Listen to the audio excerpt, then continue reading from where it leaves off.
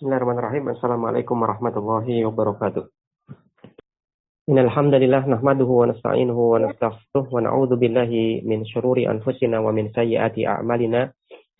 May yahdihillahu fala mudilla lahu wa may yudlil fala hadiyalah.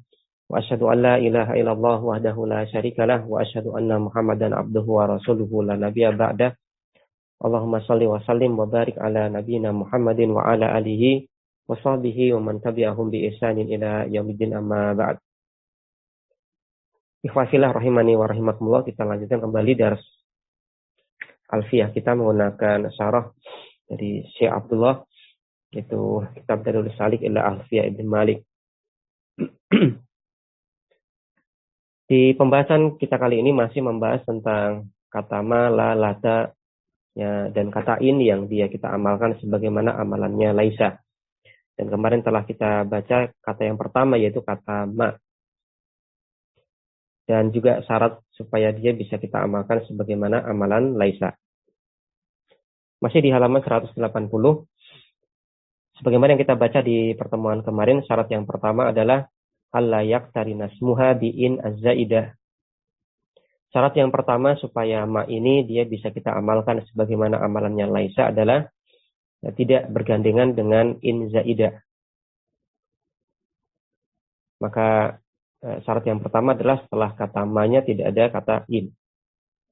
Kemudian syarat yang kedua adalah an la yantakid nafyu khabariha bi illa. Syarat yang kedua adalah tidak terbatalkan dengan adanya kata illa. Kemudian di sini ada faedah, kalau terbatalkan dengan kata ghair, maka ini bisa tetap kita amalkan. Ya, amalannya tetap berlaku. Itu kata ma-nya di sini dia tetap merafa'kan mubtada, menasabkan khobar. Kemudian syarat yang ketiga adalah alla yataqaddama al-khabaru. Ya, khobarnya tidak boleh didahulukan. Maka susunnya adalah ma, kemudian isim khobar. Tidak boleh ma khobar isim. Kalau susunannya ma khobar isim, maka ma-nya di sini kita ihmalkan, yaitu kita tidak berlakukan sebagaimana amalan laisa, dia tidak lagi merafa'kan mubtada, menasabkan khobar. Kemudian yang keempat adalah alla yataqaddama ma'mulu khabariha ala ismiha. Rabi, syarat yang keempat adalah alla yataqaddama ma'mulu khabariha ala ismiha.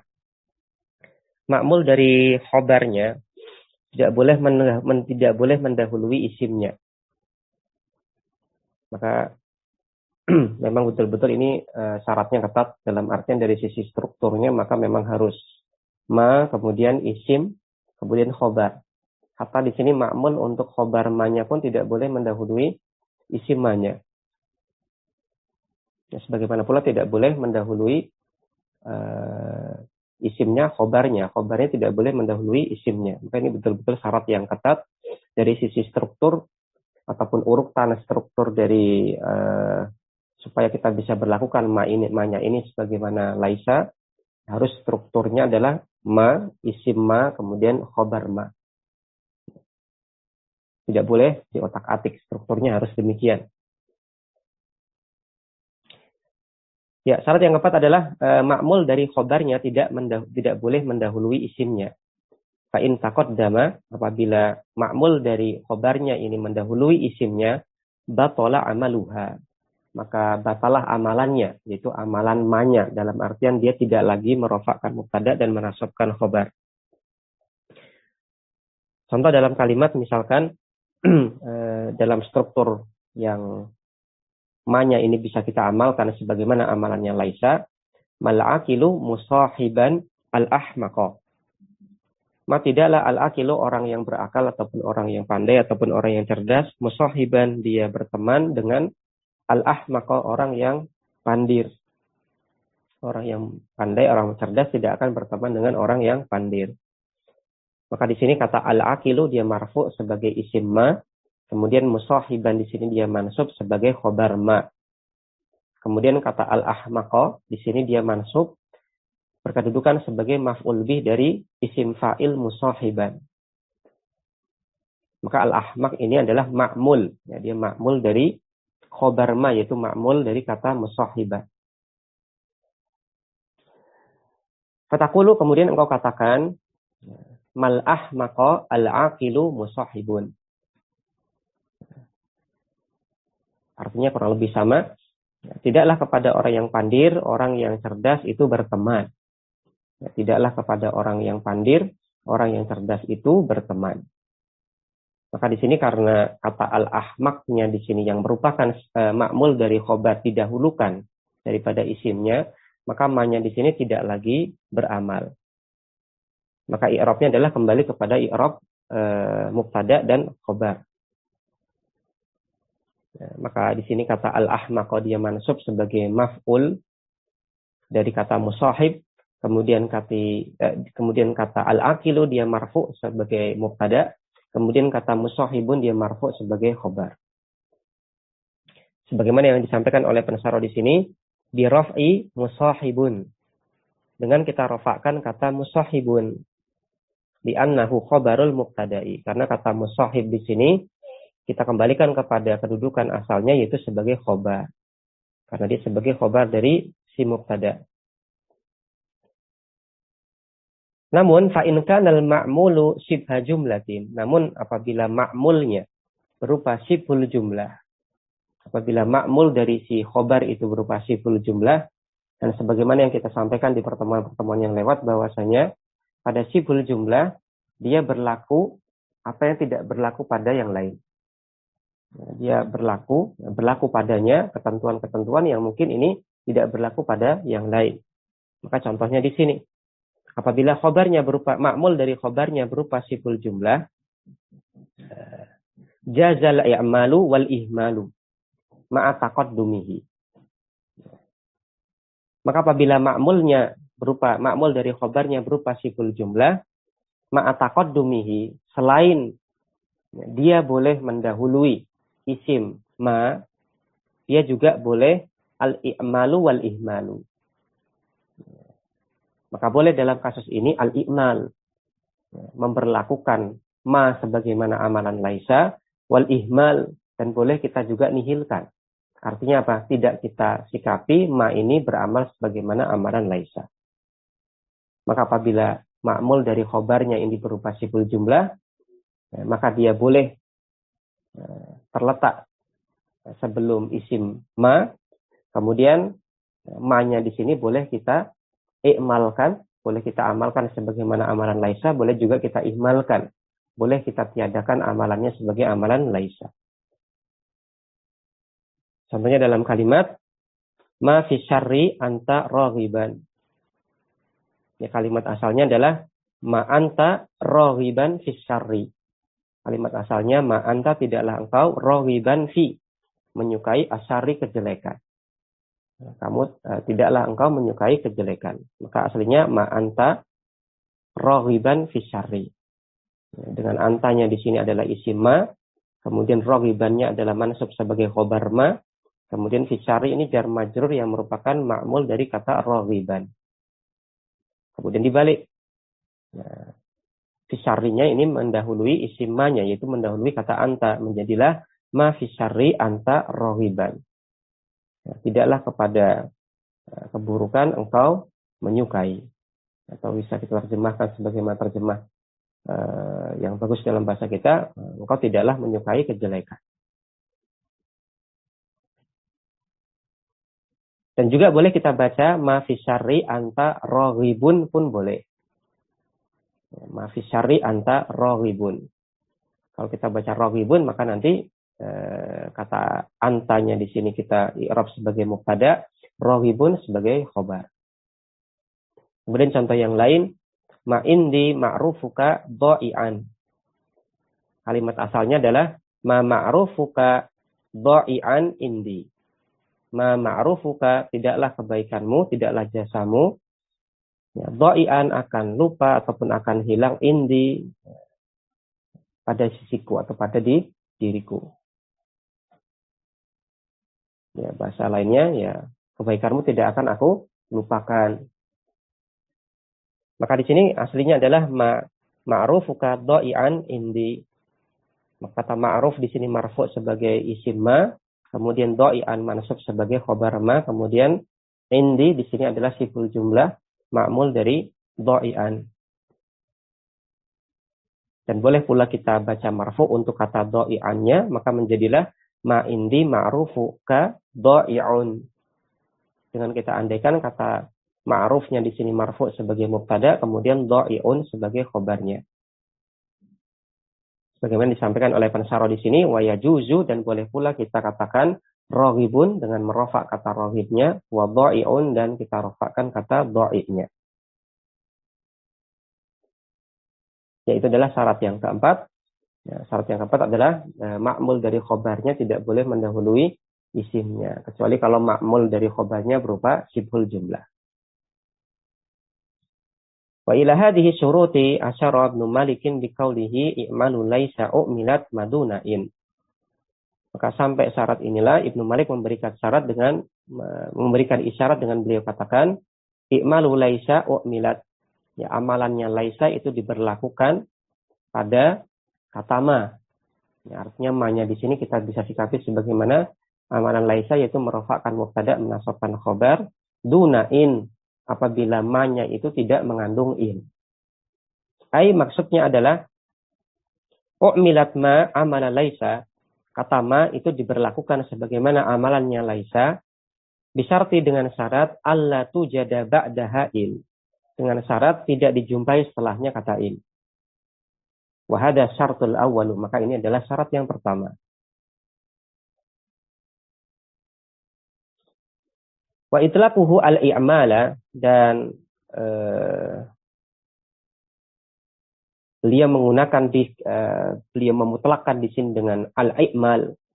Ya, beliau yaitu Ibnu Malik memutlakkan di sini dengan al-i'mal, ya kata ma ini kita bisa amalkan sebagaimana amalannya laisa. Dengan beliau katakan seperti itu, ya, yuhimu, ya, menimbulkan waham, ya, boleh jadi menimbulkan kesalahpahaman, annahu bahwasanya muttafaqun alaihi indal Arabi. Ya, kasus ini disepakati menurut orang Arab. Ma'a, padahal annahu khasun bil hijaziyina. Nah, ini khusus untuk ma hijaziyah.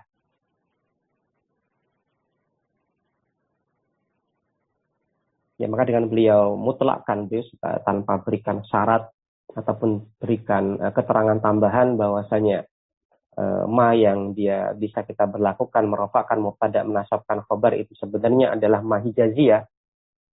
Ya, beliau tidak sampaikan seperti itu dalam bait syairnya, maka ini yuhim, menimbulkan kesalahpahaman. Nah, maka boleh jadi nanti malah disalahpahami bahwasanya ini orang Arab sepakat bahwasanya kata ma bisa diberlakukan seperti ini. Fakana alaihi ayyanusa ala ma yarfa'u al-ihama. Maka beliau harus, yaitu Ibnu Malik harus ayyanusa memberikan keterangan tegas ala ma yarfa'u al-ihama. Yang yarfa'u ini bisa menghilangkan al-iham, kesalahpahaman. Kama jarat adatuhu fi abwabin ukhra.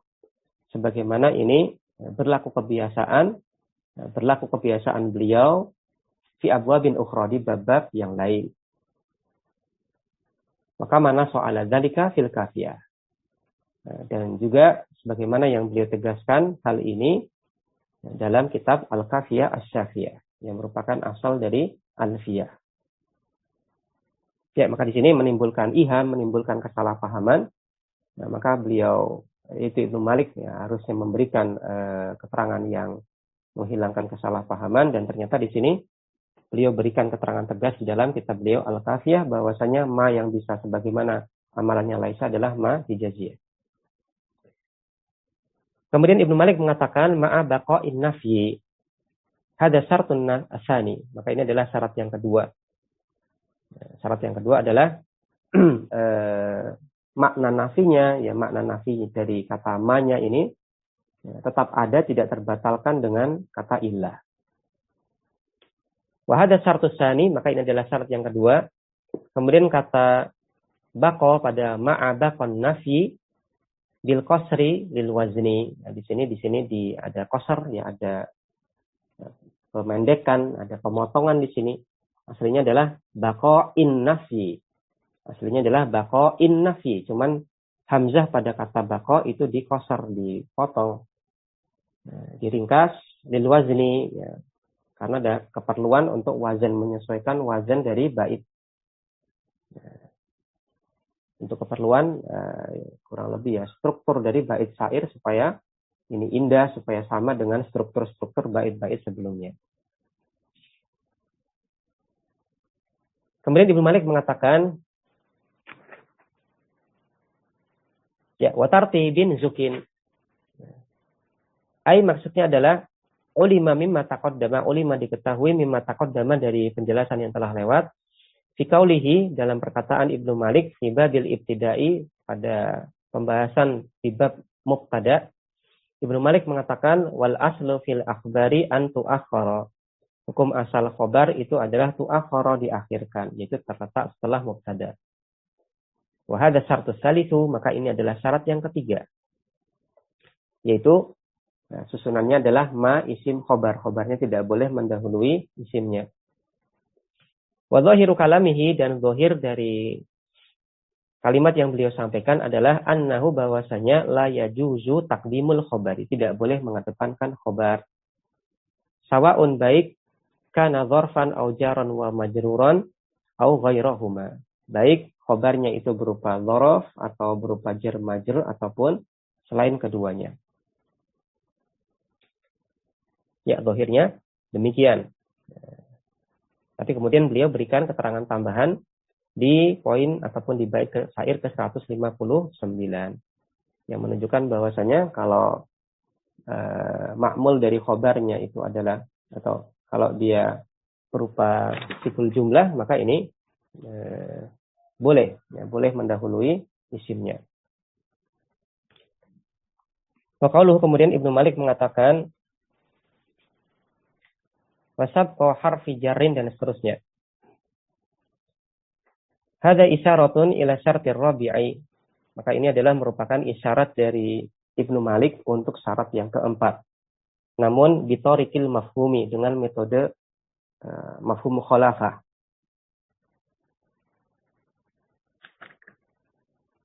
Wal makna, maksudnya adalah ajazal ulama'u, para ulama membolehkan anal majrura wa dzarfa al-ma'mulaini li khabariha.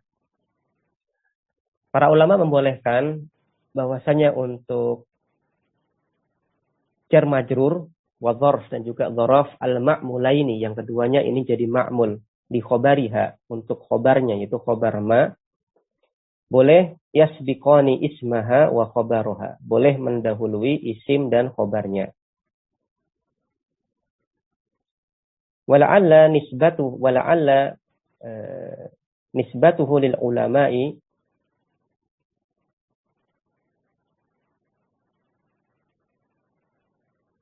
wala'alla nisbatahu lil ulama'i dunal arabi isyaratun ila anna sama'a misli dzalika fi hukmil ma'dumi.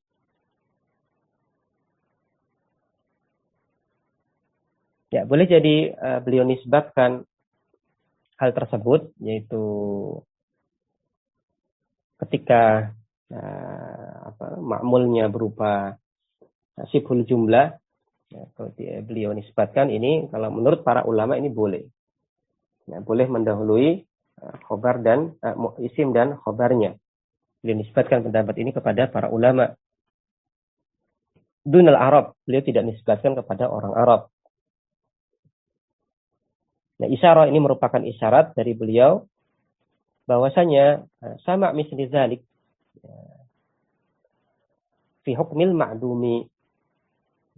Kalau samanya sama artinya adalah dengar terima. Sama itu dengar terima. Kita dengar orang Arab ngomong apa, kita terima. Mendengar kasus seperti itu di kalangan orang Arab ini fi hukmil ma'dumi, itu tidak ada. Tidak ada. Jadi ini min babil qiyas, ini qiyas. Kalau orang Arab sendiri untuk mengatakan kalimat yang strukturnya seperti ini, kemudian ma'mul dari ma yang berupa siful jumlah, kemudian isim khobarnya dengan struktur yang seperti ini, fi hukmil ma'dum. Dihukumi nggak ada, sepertinya nggak ada. Kalau orang Arab sendiri tidak wajar untuk mengucapkan kalimat yang dengan struktur seperti ini.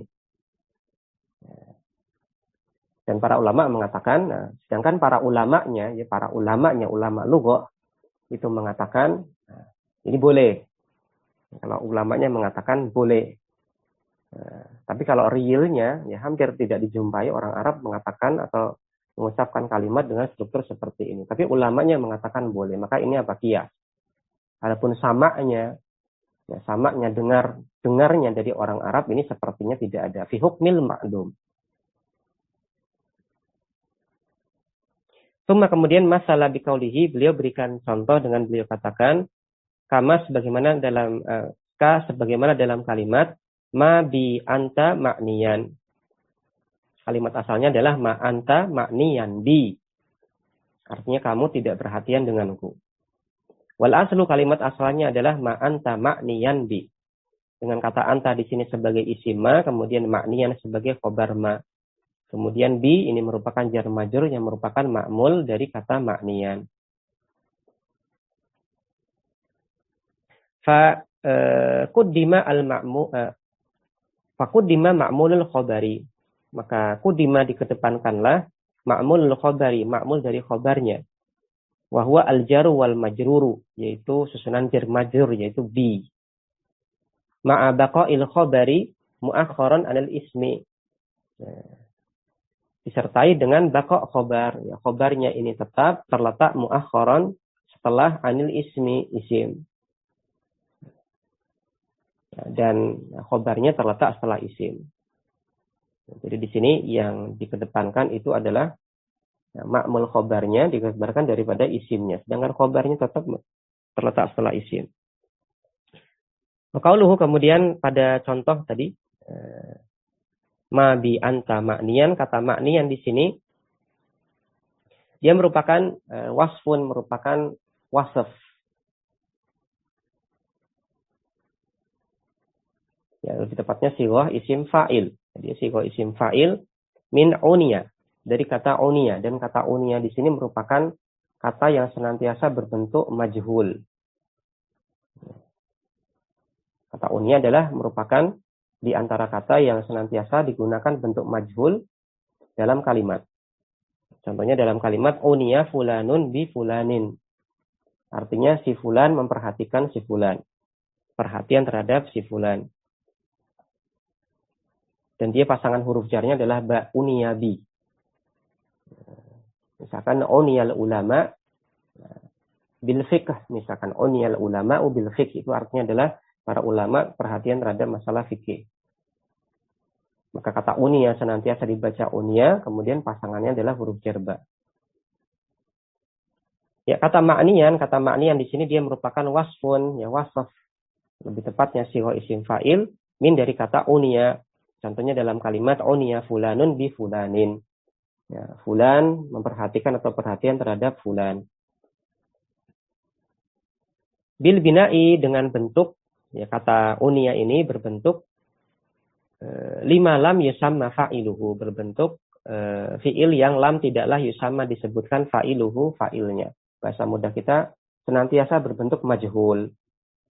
Sebagaimana yang kita pernah sampaikan bahwasanya sebagian ulama mengistilahkan fi'il majhul dengan fi'il lima lam yusamma fa'iluhu. Fi'il ma yusamma fa'iluhu. Fi'il yang tidak disebutkan fi'lun mabniun lima lam yusamma fa'iluhu. Fi'il yang dibentuk tanpa menyebutkan fa'ilnya, alias fi'il majhul. Maka kata unia di sini senantiasa berbentuk majhul. Apa yang dimaksud dengan unia fulanun bi fulanin? Maksudnya adalah idah tamma bi amrihi.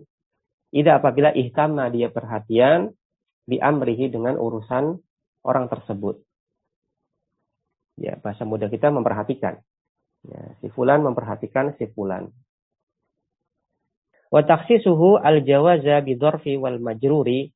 Wa takhsisuhu dan Ibnu Malik mengkhususkan di sini, mengkhususkan bolehnya ma'mul yang berupa dzaraf ataupun jar majrur untuk mendahului isimnya, isim ma, yufidu menunjukkan anna ghairahuma, bahwasanya selain keduanya, selain jar majrur dan selain dzaraf, la yasbiqul isma wal khabar, tidak boleh mendahului isim dan khabarnya.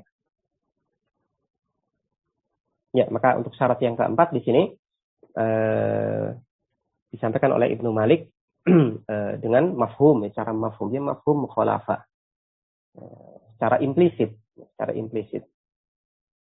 yang beliau berikan contoh ma'mul dari khobarnya berupa jar majrur, dan ini boleh mendahului isim dan khobarnya. Mafhumnya apa? Mafhumnya apa? Kalau ma'mulnya selain jar majrur ataupun selain dzaraf, maka ini nggak boleh. Tidak boleh mendahului isim dan khobarnya.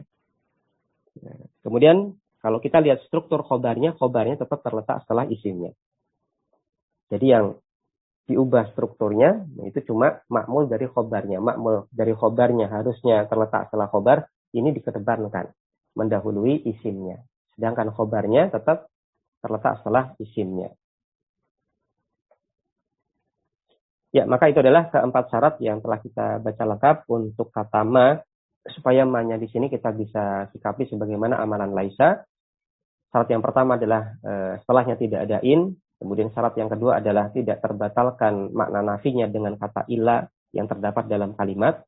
Kemudian yang ketiga adalah khobarnya itu tidak boleh mendahului isimnya. Kemudian yang keempat adalah ma'mul dari khobarnya tidak boleh mendahului isimnya, kecuali untuk ma'mul khobar yang berupa siful jumlah. Sekarang kita beralih ke bait ke 160. Di bait yang ke 160 kita bahas tentang ataf setelah khobar ma.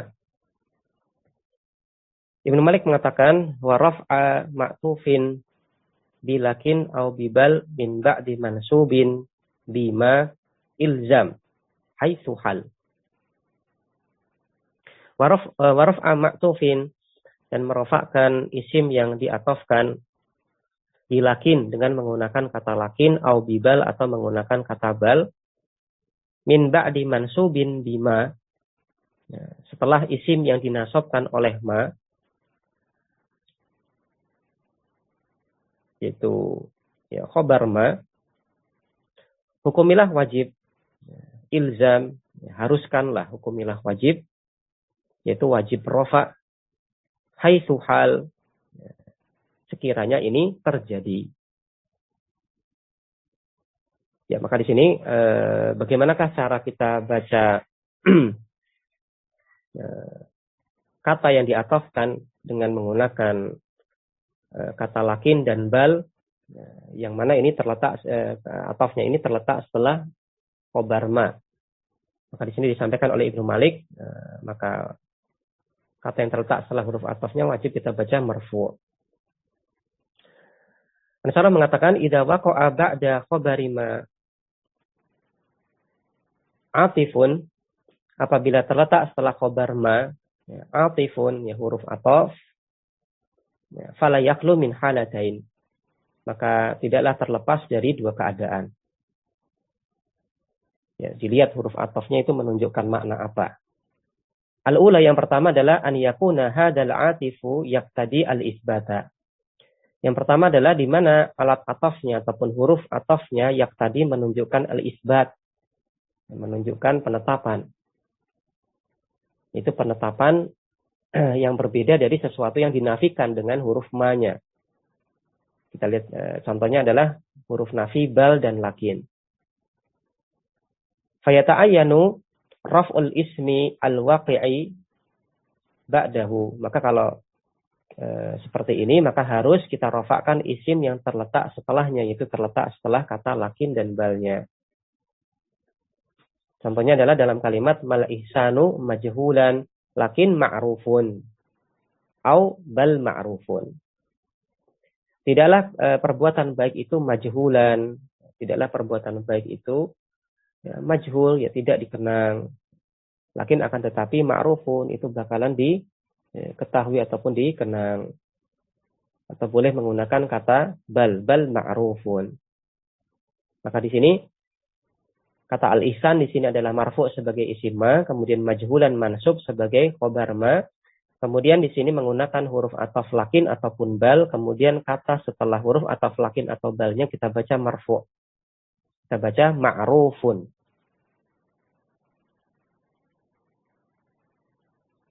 Kenapa di sini wajib kita baca marfu? Wa innama wajaba raf'u ma ba'dahuma.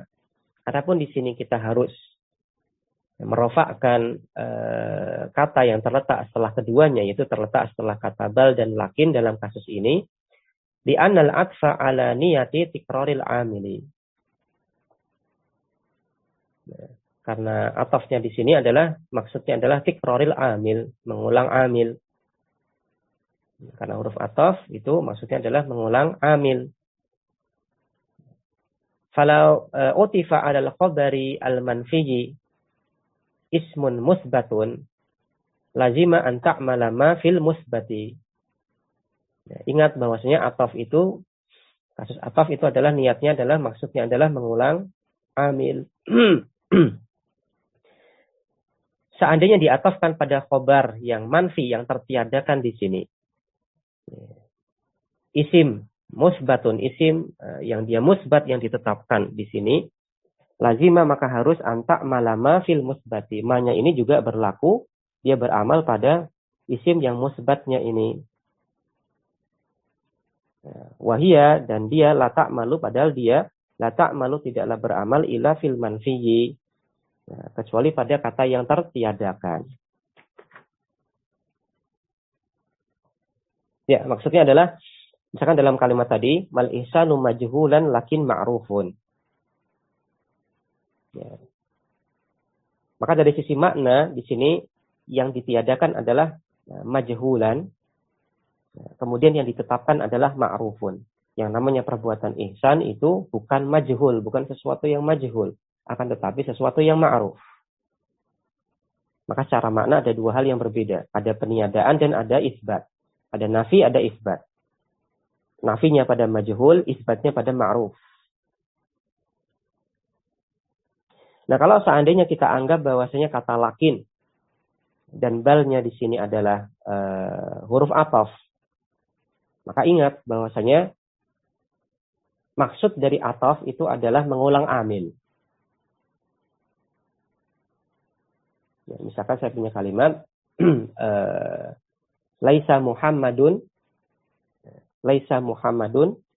taliban wala mudarrisan, misalkan laisa Muhammadun taliban wala mudarrisan. Bukanlah Muhammad itu bukan mahasiswa ataupun seorang guru, bukanlah siswa, juga bukan seorang guru. Apa yang dimaksud dengan wala mudarrisan? Laisa Muhammadun taliban wala mudarrisan. Yang dimaksud dengan wala mudarrisan artinya, maksudnya adalah walaisa huwa mudarrisan. Walaisa mudarrisan. Walaisa Muhammadun mudarrisan. Maka di sini adanya ataf itu maksudnya adalah mengulang amil. Maka laisanya tetap berlaku sebenarnya. Dia beramal pada taliban dan juga beramal pada mudarisannya. Meskipun di sini kita ringkas dengan adanya huruf ataf. Dengan kita katakan kata mudarisan ini diatafkan ke kata taliban. Artinya apa? Artinya antara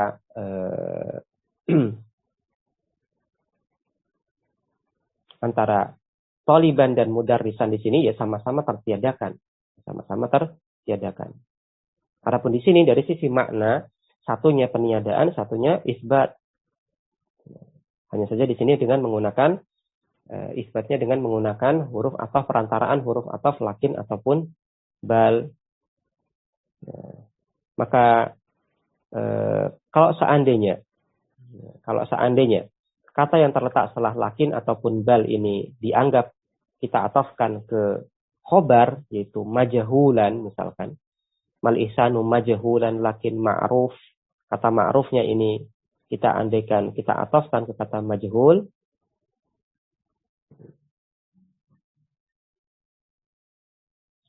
maka ini ada kontradiksi. Kenapa? Kontradiksinya adalah kata majhulan ini adalah sesuatu yang tertiadakan, sedangkan kata ma'ruf ini sesuatu yang ditetapkan. Kalau seandainya demikian, maka harusnya nanti ma-nya tetap beramal. Karena ingat, huruf ataf itu maksudnya adalah mengulang amil. Maka nanti kalau kita katakan ma'rufun ini diatofkan kata majhul, kemudian kita ikut baca mansub, lakin ma'rufan, maka nanti konsekuensinya adalah ma-nya tetap beramal. Sehingga kalimatnya akan menjadi bermakna mal ihsanu majhulan, lakin mal ihsanu ma'rufan. Lakin mal ihsanu ma'rufan. Nanti maknanya malah jadi demikian. Tidaklah ihsan, tidaklah perbuatan kebaikan itu majhul, akan tetapi tidaklah perbuatan kebaikan itu ma'ruf. Maka ini maknanya menjadi apa? Menjadi rancu nanti, menjadi aneh. Maka ini yang dimaksudkan oleh pensyarah dengan beliau katakan li'annal atfa ala niyati tikraril amil. Ataf itu maksudnya adalah mengulang amil. Ingat, ataf itu maksudnya adalah mengulang amil. Maka seandainya kita atafkan pada khobar yang ini manfi, khobarnya ini tertiadakan, ya tadi mal ihsanu majhulan, maka di sini majhulan tertiadakan. Tidaklah perbuatan ihsan itu majhul, maka majhul ini tertiadakan. Seandainya diatafkan pada khobar yang manfi, ismun musbatun, isim yang ditetapkan. Apabila diandaikan ini isim yang ditetapkan diatafkan kepada isim yang tertiadakan, maka konsekuensinya adalah lazima anta malama fil musbat. Maka konsekuensinya adalah ma-nya itu juga beramal pada isim yang musbatnya, yaitu pada kata ma'rufnya. Sehingga tadi kita sampaikan, berarti kalau demikian kalimat asalnya adalah lakin mal ihsanu ma'rufan. Mal ihsanu majhulan lakin mal ihsanu ma'rufan.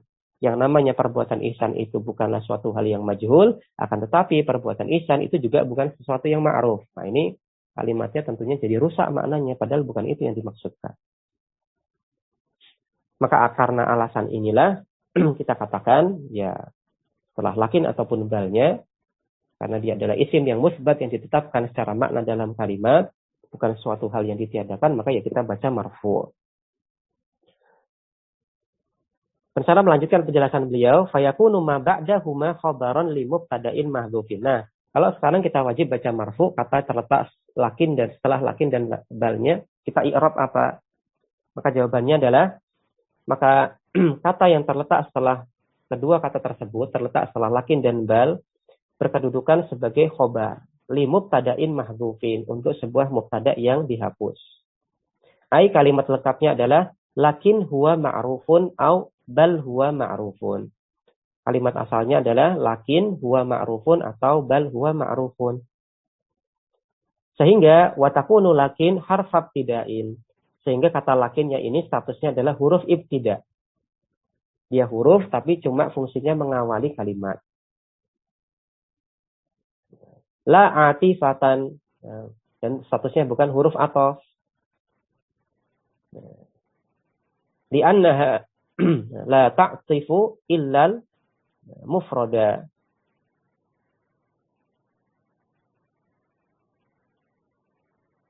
Ya, karena lakin ini tidaklah dia mengatofkan kecuali mufrad, yaitu kecuali satuan kata. Kata lakin ini tidaklah mengatofkan kecuali satuan kata, sedangkan di sini kalau kita anggap atof, maka nggak bisa. Nah, kita anggap dia huruf atof, nggak bisa. Kenapa? Karena lakin ini tidaklah dia mengatofkan kecuali isim satuan kata ke satuan kata.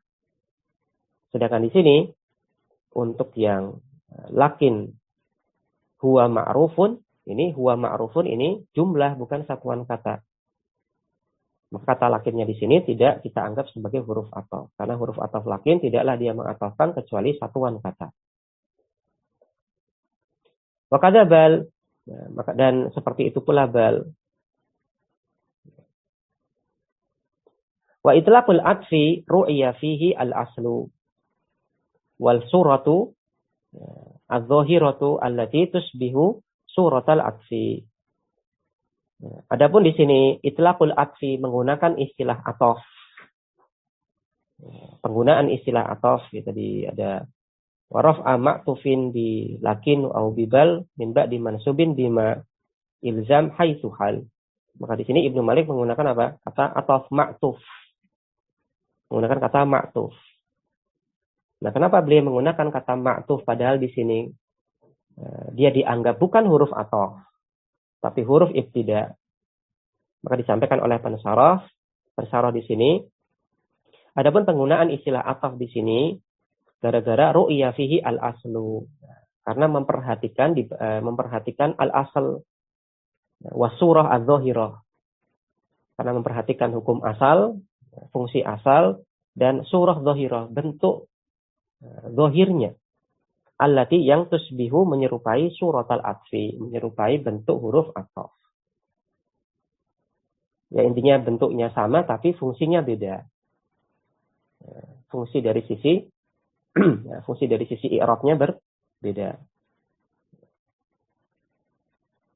Ya, maka di sini Ibnu Malik tetap menggunakan istilah ma'tuf, itu menggunakan istilah ataf, meskipun di sini dianggap bukan huruf ataf, tapi dianggap huruf ibtida, karena memperhatikan fungsi asal lakin dan bal itu adalah sebagai huruf ataf, dan bentuk lakin dan bal juga mirip dengan bentuk huruf ataf lakin dan bal. Al-halatus tsaniyatu, keadaan yang kedua, kalau tadi huruf atafnya adalah huruf ataf yang musbat, itu menetapkan sifat ataupun hukum berbeda dari yang ditiadakan. Adapun keadaan yang kedua, an yakuna al-atifu ghaira muqtadin lil isbati. Di mana huruf atafnya itu ghair muqtadin, tidak berkonsekuensi lil isbat, penetapan. Kal wawi wal fa'i wa nahwihima. Contohnya adalah huruf ataf waw dan fa, dan yang semisal keduanya.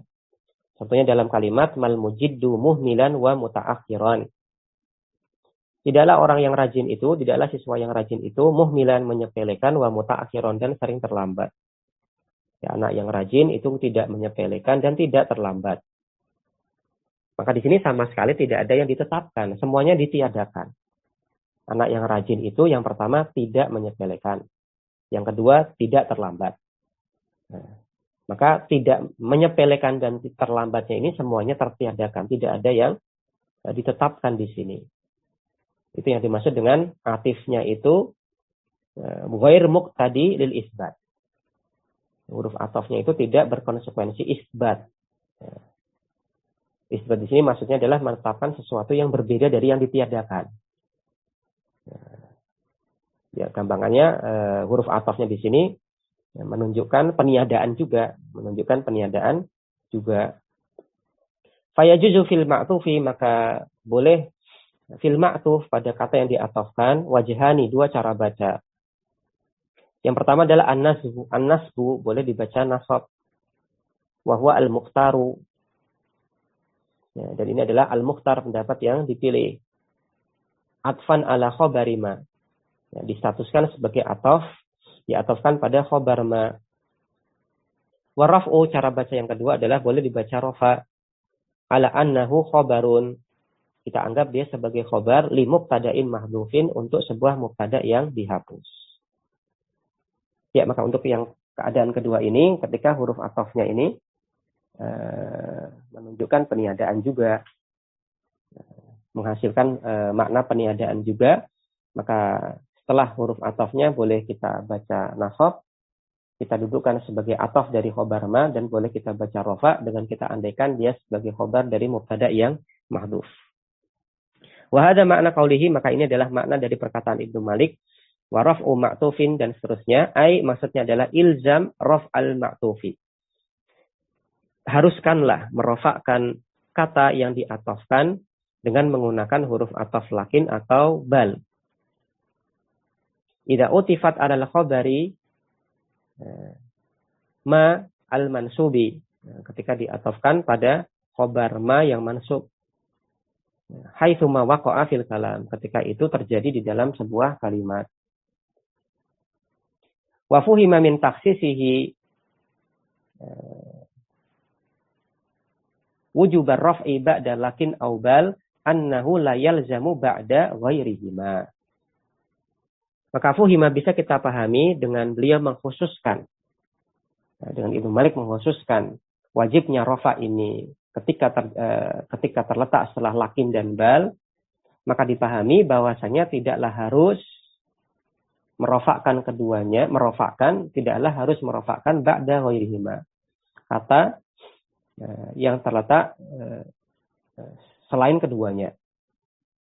Bal yajuzu an-nasbu. Akan tetapi wajib, boleh menasabkannya wahwal ahsanu, dan ini ahsan, lebih baik. Ya, maksudnya adalah kalau Ibnu Malik mengatakan kalau setelah lakin dan bal ini wajib marfu', maka mafhum mukhalafahnya adalah kalau tidak menggunakan lakin dan bal, maka setelahnya itu boleh marfu', boleh nasab. Dan nasab ini lebih baik karena ini diatofkan ke khobar ma. Ya, ala kulli hal di sini untuk masalah ataf setelah khobar ma, maka dilihat sifat huruf atofnya. Kalau sifat huruf atofnya itu adalah isbat, menetapkan sesuatu yang berbeda dari yang ditiadakan, maka setelah huruf atofnya itu kita baca marfu', dan huruf atofnya di sini bukan huruf atof tapi dia huruf ibtida. Contohnya adalah tadi kasus lakin dan bal. Namun ketika huruf atofnya adalah tidak menunjukkan isbat, artinya dia tetap menunjukkan makna peniadaan, maka di sini setelah huruf atofnya ini boleh dibaca marfu', boleh dibaca mansub, namun dibaca mansub itu lebih utama. Baik, demikian yang bisa kita sampaikan di kesempatan ini. Wassallallahu ala nabiyina Muhammad wa ala alihi washabihi wasallam. Subhanakallahumma wa bihamdik asyhadu an la ilaha illa anta astaghfiruka wa atubu ilaik. Wassalamualaikum warahmatullahi wabarakatuh.